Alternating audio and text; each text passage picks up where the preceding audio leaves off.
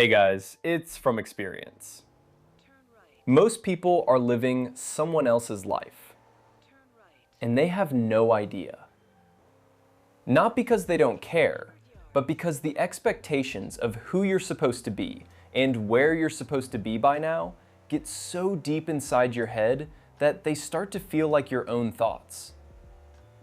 For me, it was everywhere. Friends, social media, that invisible timeline that tells you where you should be at your age, what you should have, what you should be doing, who you should be becoming. And I was measuring myself against all of it, constantly, without even realizing how much energy it was taking. And here's what that actually feels like from the inside.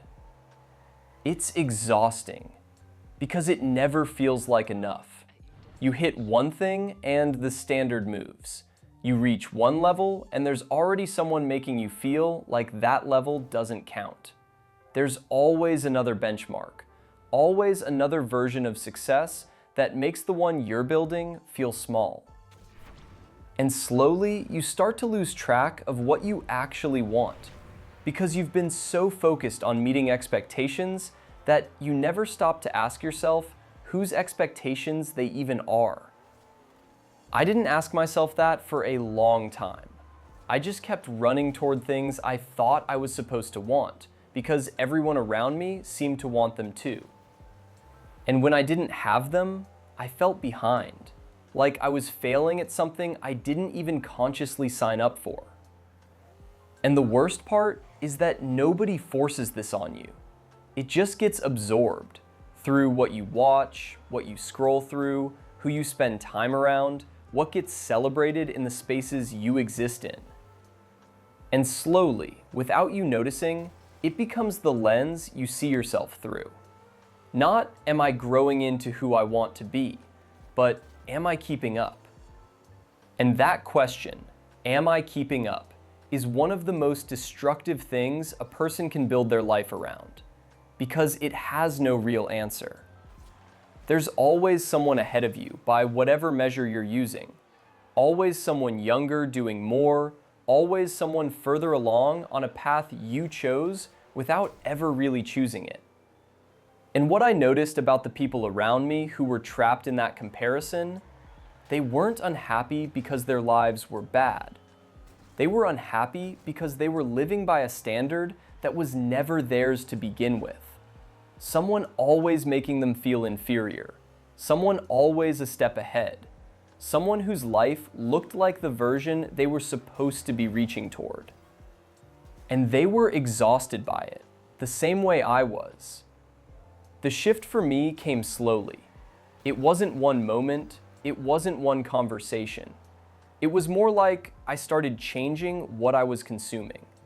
I stopped filling my head with content that made me feel behind, that compared my progress to someone else's highlight reel. And I started gravitating toward a different kind of thinking: psychology, philosophy, people asking harder questions about what it actually means to live well, creators who challenge the idea of building your life around other people's expectations. And something started to shift. Not overnight, not dramatically, just slowly. I started asking different questions. Not, am I keeping up? But what do I actually want? Not, is this where I'm supposed to be? But is this where I genuinely want to go? And those questions, as simple as they sound, completely change the way you see your life. Because when you stop measuring yourself against someone else's version of success, you get to decide what success means for you. And that's a freedom most people never give themselves permission to have, because it requires letting go of the version of yourself other people are expecting. And that's uncomfortable. Some of those people are close to you.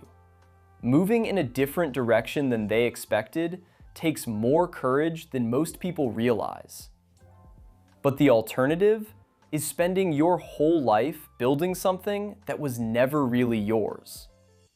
So if any of this sounds familiar, if you're running toward things that don't feel like they actually belong to you, stop. And ask yourself whose life you're actually living, because yours is the only one worth building. That is all for this one. If any of this resonated with you, drop a comment below. Subscribe for more from experience. Catch you in the next one.